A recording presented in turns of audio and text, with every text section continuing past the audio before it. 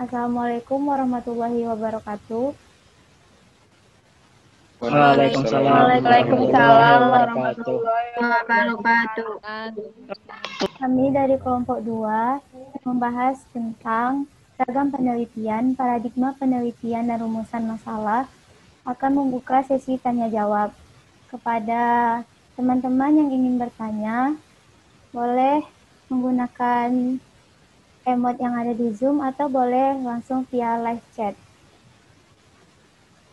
Untuk perwakilan kelompok masing-masing 2 orang penanya. Oke, kepada Saudara Gunawan Wibisono dipersilahkan. Baik, bismillah. Perkenalkan, nama saya Gunawan Wibisono, NIM 056. Saya izin bertanya. Dari ketiga paradigma dalam penelitian, apakah digunakan semuanya atau salah satu saja ya? Rasanya. Pada Saudari Nadia. Waalaikumsalam warahmatullahi wabarakatuh. Dari kelompok 3 saya akan bertanya, apakah penelitian kepustakaan bisa dikatakan sama dengan kajian pustaka? Terima kasih. Wassalamualaikum warahmatullahi wabarakatuh. Baik, Assalamualaikum warahmatullahi wabarakatuh. Waalaikumsalam warahmatullahi wabarakatuh. Saya Winda, perwakilan dari kelompok 5. Oke, silakan. Yang ingin saya tanyakan adalah apa saja desain penelitian yang dijelaskan oleh Suyoto? Baik, Assalamualaikum warahmatullahi wabarakatuh. Waalaikumsalam warahmatullahi wabarakatuh. Saya Ella Juli Astuti, perwakilan dari kelompok 4. Di sini saya ingin bertanya, pada bentuk paradigma ganda dengan 3 variabel independen, memiliki jumlah variabel independen yang sama dengan bentuk paradigma jalur. Nah, lalu apa yang menjadi perbedaan di antara kedua bentuk paradigma tersebut? Assalamualaikum warahmatullahi wabarakatuh. Waalaikumsalam warahmatullahi wabarakatuh. Saya perwakilan dari kelompok 1. Perkenalkan, Miss Sylvia, NIM A1C3180050. Yang saya tanyakan adalah, apa perbedaan antara paradigma kuantitatif dengan paradigma kualitatif? Perwakilan dari kelompok 1, perkenalkan, nama saya Tina Hasibuan, NIM A1C3180052. Baiklah, yang ingin saya tanyakan, apa yang membedakan penelitian longitudinal dan penelitian cross-seksional? Perkenalkan, saya Siska Agustin dari perwakilan kelompok 5. Jelaskan karakteristik dari paradigma penelitian yang bertumpu pada pemilihan data kuantitatif dan pengumpulan data kualitatif. Terima kasih. Wassalamualaikum warahmatullahi wabarakatuh. Waalaikumsalam warahmatullahi wabarakatuh. Saya Faradila Handayani dari kelompok 7 ingin bertanya, jelaskan bagaimana menentukan pendekatan atau paradigma yang akan digunakan dalam melakukan penelitian. Baik, pertanyaan saya yaitu jelaskan salah satu akibat dari permasalahan ketidakjelasan rumusan masalah dalam suatu penelitian. Dan sepenting itukah? 4.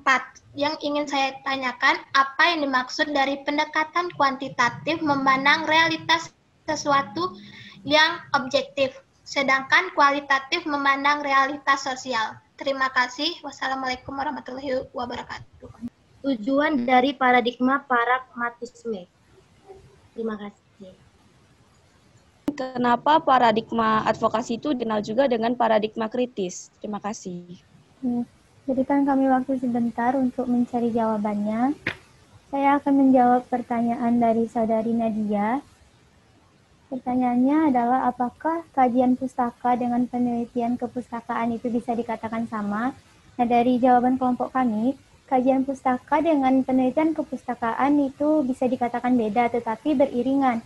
Kenapa? Karena kajian pustaka itu adalah salah satu kegiatan yang kita lakukan dalam suatu penelitian, yaitu mencari referensi misalnya, atau yang biasa kita sebut dengan mengutip. Sedangkan penelitian kepustakaan adalah penelitian yang memang dilakukan dengan literatur. Maksudnya itu, kita beri contoh itu buku Fisika Dasar Halliday, di mana kalau kajian pustaka kita hanya mencari suatu referensi tentang apa yang ingin kita teliti atau apa yang ingin kita kutip. Sedangkan penelitian kepustakaan itu sendiri adalah kita memang meneliti buku tersebut. Artinya kita bisa membedah buku tersebut dengan tujuan untuk mengetahui apa isi dari keseluruhan bukunya. Apakah bisa dipahami?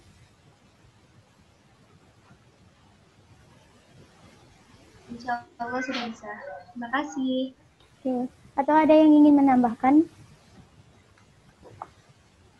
Oke, jika tidak saya akan lanjut ke pertanyaan dari Saudari Claudia Milinia, yaitu apa maksud dari pendekatan kuantitatif memandang realitas sesuatu yang objektif, sedangkan kualitatif memandang realitas sosial.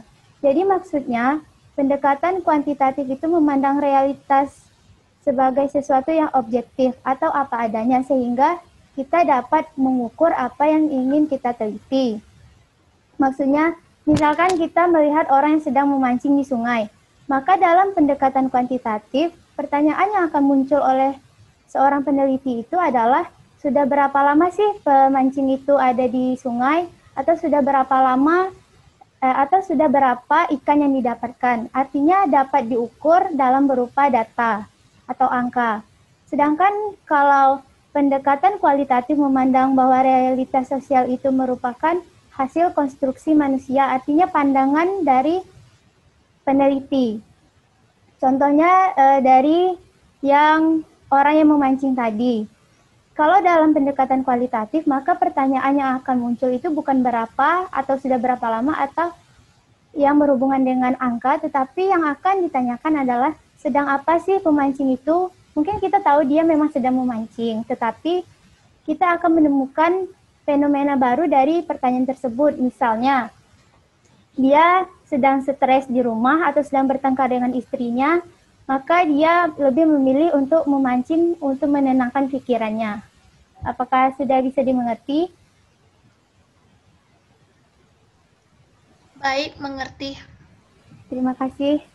Selanjutnya kepada kelompok 2 yang ingin menjawab pertanyaan, dipersilahkan. Ya, silakan Saudari Uci.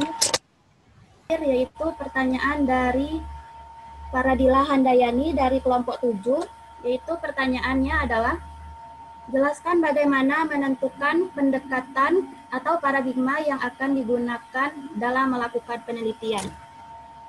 Dalam menentukan paradigma, misalkan penelitian yang kita gunakan lebih rinci, detail, kritis, maka pendekatan paradigma yang cocok kita gunakan yaitu pendekatan paradigma kualitatif.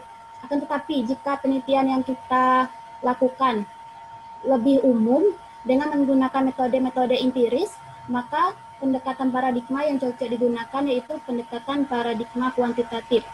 Dan juga misalnya pendekatan penelitian yang kita lakukan untuk menjawab pertanyaan secara luas dengan menggunakan banyak objek, maka pendekatan yang cocok digunakan juga pendekatan paradigma kuantitatif. Akan tetapi, misalnya penelitian yang kita lakukan untuk menjawab pertanyaan secara mendalam, tetapi hanya menggunakan satu objek saja, maka pendekatan paradigma yang cocok kita gunakan yaitu pendekatan paradigma naturalis. Saya akan menjawab pertanyaan dari Sika. Adapun tujuan dari paradigma pragmatisme yaitu untuk menemukan kelemahan dalam penelitian dan untuk memperkuatnya dengan menggunakan pendekatan metode campuran. Karena pendukung metode campuran menganggap bahwa metode campuran ini sangat baik bila digunakan pada penelitian. Saya akan melanjutkan menjawab pertanyaan. Yang pertama itu adalah pertanyaan dari Mesilopia, yaitu pertanyaannya adalah apa perbedaan dari paradigma kualitatif dan paradigma kuantitatif.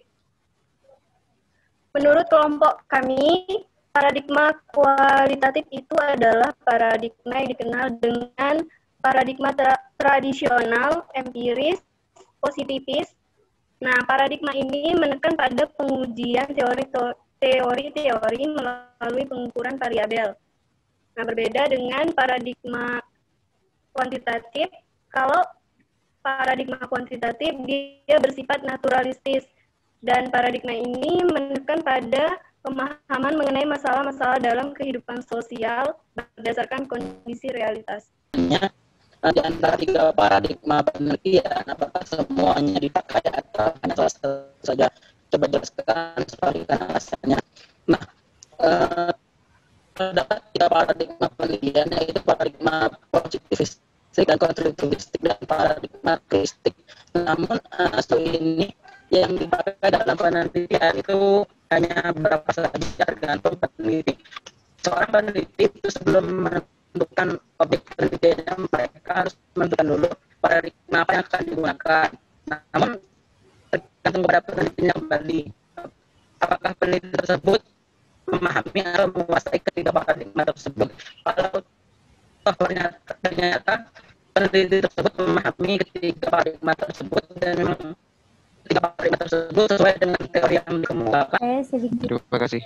menarik kesimpulannya bahwa dalam suatu penelitian itu kita tidak mutlak harus menggunakan ketiga paradigma tersebut, karena kita harus menyesuaikan dengan jenis penelitian apa yang kita gunakan, bisa 1 atau 2. Itu tergantung kepada penelitian apa yang sedang dilakukan dan apa saja yang ingin diukur, maka kita bisa menyesuaikan terhadap paradigma yang akan kita gunakan.